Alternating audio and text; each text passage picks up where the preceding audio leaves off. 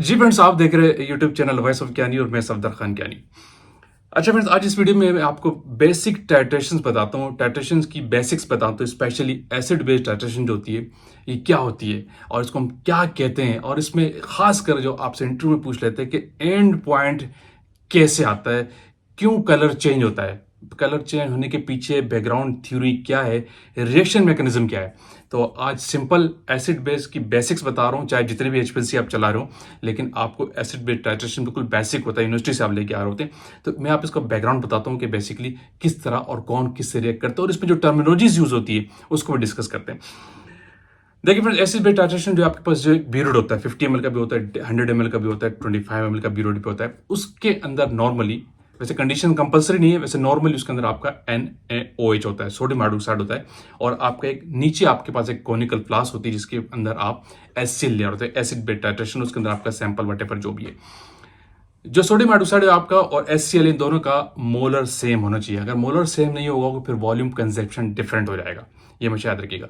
जो नॉर्मली आपके पास बेस है ब्यूरेट के अंदर, NaOH है, वो 0.1 मोलर का है, और HCl भी आपके पास 0.1 मोलर का बना होता है। एसिड बेस टाइट्रेशन बेसिकली है क्या? टाइट्रेशन के जरिए आप करते क्या है, किसी भी अननोन सब्सटेंस जिसका आपको वॉल्यूम नोन होता है लेकिन उसकी कंसंट्रेशन आप नोन कर देते हैं अगेंस्ट नॉन वॉल्यूम और नॉन कंसंट्रेशन के। यानी किसी अननोन मटेरियल का आप क्या कहते हैं, कंसंट्रेशन मालूम करते हैं, उसका वॉल्यूम आपको कंफर्म होता है अगेंस्ट एक नॉन वॉल्यूम और नॉन कंसंट्रेशन के सोल्यूशन के साथ रिएक्शन करके। मिसाल के तौर पर नॉन आपके पास क्या होता है, सोडियम हाइड्रोक्साइड ब्यूरेट के अंदर, जिसकी आपको कंसंट्रेशन भी आपको वॉल्यूम है, ठीक है, और आपको उसका वॉल्यूम भी पता है कि कितने ml वो डाला हुआ है, ठीक है।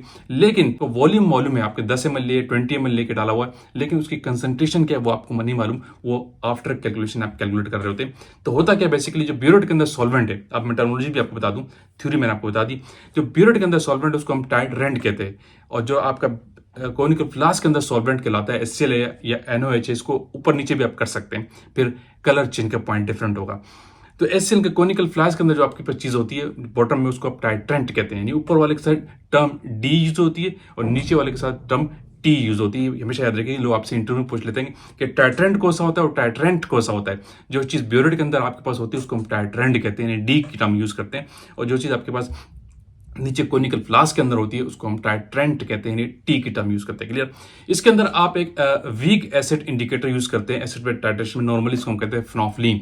वो एसिडिक इन नेचर है लेकिन वीक एसिड काउंट होता है, ठीक है, और वो एसिडिक मीडियम के अंदर कलरलेस होता है, लेकिन जैसे उसको बेसिक मीडियम मिलता है तो वो फौरन से अपना पिंक कलर शो करता है रिएक्शन के दौरान, ठीक है। और यानी जो पर बेस ब्यूरेट से आपके पास आ रहा होता है, जो और कोनिक फ्लास्क के अंदर आपके पास एसिड है और कुछ ड्रॉप्स इंडिकेटर फिनोफ्लिन के होते हैं। जो एसिड फ्लास्क के अंदर है उसका H पॉजिटिव आयन और ब्यूरेट के OH नेगेटिव के साथ रिएक्शन कर रहा होता है। रिएक्शन करते जाते जैसे ही आपका जो कोनिकल फ्लास्क के अंदर एसिड है उसका H पॉजिटिव आयन पूरा कंज्यूम हो जाता है OH नेगेटिव आयन के साथ रिएक्शन करके, तो फौरन से जो उस मीडियम के अंदर फिनोफ्लिन का H पॉजिटिव आयन है, OH लगा होता है, उसका H पॉजिटिव आयन फौरन बेस के OH के साथ रिएक्ट करके न्यूट्रलाइजेशन करता है और फौरन इंडिकेट एंड पॉइंट आता है और colour medium pink colour show कर देता है। ये इसका बेसिकली रिएक्शन है, हमेशा याद रखेंगे। मैं दोबारा रिपीट कर देता हूँ कि ऊपर से ब्यूरेट से जो आपके पास OH नेगेटिव आयन आ रहा है, मैं आपको ऐसा करता हूँ कि डायग्राम से बहुत आसान लफ्जों में चलाता हूँ। आज चलते हैं डायग्राम के ऊपर, आपको और ज्यादा क्लियर हो जाएगा।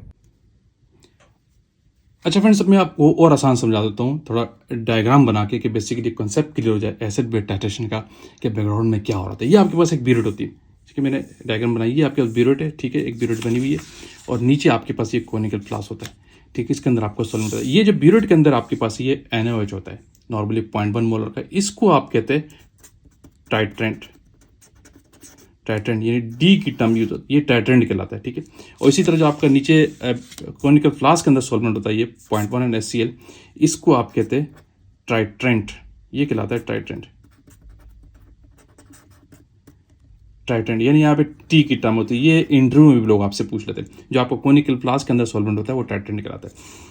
तो ये जो होता क्या रिएक्शन, बेसिकली NaOH का ये OH नेगेटिव आयन जो है, ये एसिड के HCl से रिएक्ट कर एसिड का जो HCl इसके H पॉजिटिव आयन से रिएक्ट कर रहा होता है। इन दोनों के दरमियान रिएक्शन होता है ड्यूरिंग एसिड बेस टाइट्रेशन में, और इंडिकेटर आपका मीनवाइल इसके अंदर रखा हुआ होता है कुछ ड्रॉप्स, ठीक है। जब ये एसिड जो है, एसिड का जो ये HCl है, इसका H पॉजिटिव आयन ये मीडियम के अंदर जो है कोनिक फ्लास्क के अंदर ये NaOH के इस नेगेटिव आयन के साथ रिएक्शन करता रहता है। जब ये रिएक्शन चलता रहता है 20 ml आपने लिया हुआ, इसके अंदर जितने H पॉजिटिव आयन होंगे सारे रिएक्ट करते जाएंगे। जैसे ये H पॉजिटिव आयन खत्म होगा इसके साथ रिएक्ट करके, तो फिर ये NaOH का जो OH नेगेटिव आयन ये रिएक्ट कर लेगा फिनोल्फिन के साथ। फिनोल्फिन का जो स्ट्रक्चर होता है उसके ऊपर जो OH बना होता है उसका ये H पॉजिटिव आयन से रिएक्शन कर लेता है, ठीक है।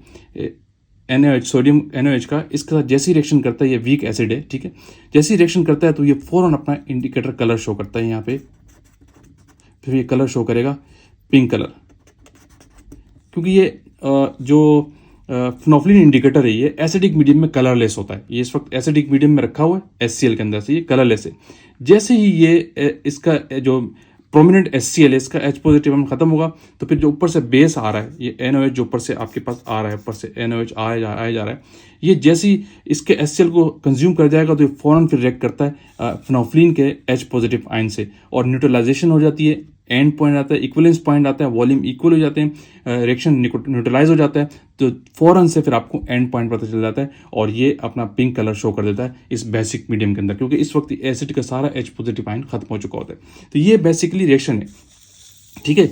और जो आपका सोल्यूशन है 0.1 मोल, वो डेफिनेटली आपको पता है मोलर में होता है, मोल्स पर लीटर जो भी सोल्यूशन बनाते हैं उसको मोलर सोल्यूशन कहते हैं। तो इसी तरह आपका दोनों का इस पर कंडीशन नोट करने की होती है कि आपके दोनों का HCl का 0.1 मोलर हो और ये भी सेम हो। अगर आपने ये 0.2 मोलर लिया हुआ है NaOH, ठीक है, और ये 0.1 ml रखा हुआ है, 0.1 मोलर का रखा हुआ है, तो फिर वॉल्यूम बहुत ज़्यादा यूज़ हो जाएगा, ठीक है। और जैसी हो सकता है फिर जैसी अगर ये मोलर ज़्यादा है, NaOH ज़्यादा मोलर का है, तो जैसे कुछ ड्रॉप डालेंगे तो आपका फ़ौरन कलर आ सकता है, या अगर इसका मोलर कम है तो फिर आप बहुत ज़्यादा वॉल्यूम यूज़ कर देंगे, आपका एंड पॉइंट नहीं आएगा, क्योंकि HCl की कंसनट्रेशन ज़्यादा होगी। इसीलिए टाइट्रेशन में ये रिकमेंडेड होता है कि दोनों एंड्स यानी HCl और NaOH दोनों का मोलर सेम हो, यानी 0.1 मोलर या 1 मोलर वट एवर जो भी आप यूज़ करते हैं वो हो। लेकिन जो रिएक्शन मैकेनिज्म वही है, ये जब NaOH का सोडियम हाइड्रोक्साइड का ये वाला OH नेगेटिव आयन HCl के H पॉजिटिव आयन से रिएक्शन करके इसको ख़त्म कर देता है, तो फिर फौरन जो मीडियम के अंदर फिनोल्फिन रखा होता है, कुछ ड्रॉप्स आप लेते हैं, उसका H पॉजिटिव आयन इसके साथ रिएक्ट करके फौरन एंड पॉइंट लाता है, रिएक्शन न्यूट्रलाइज हो जाता है, ठीक है। और उस वक्त अपना वो कलर एसिड फिनोल्फिन जो है बेसिक मीडियम के अंदर पिंक कलर शो कर देता है। ये बेसिक कॉन्सेप्ट है एसिड बेस टाइट्रेशन का, कि कलर कैसे आता है और क्यों पिंक कलर आता है, एंड पॉइंट का है, इक्विवेलेंस पॉइंट का है। जो इस वीडियो से होपफुली आपको एक कंसेप्ट मिल गया होगा। Thank you for watching. अल्लाह हाफिज़।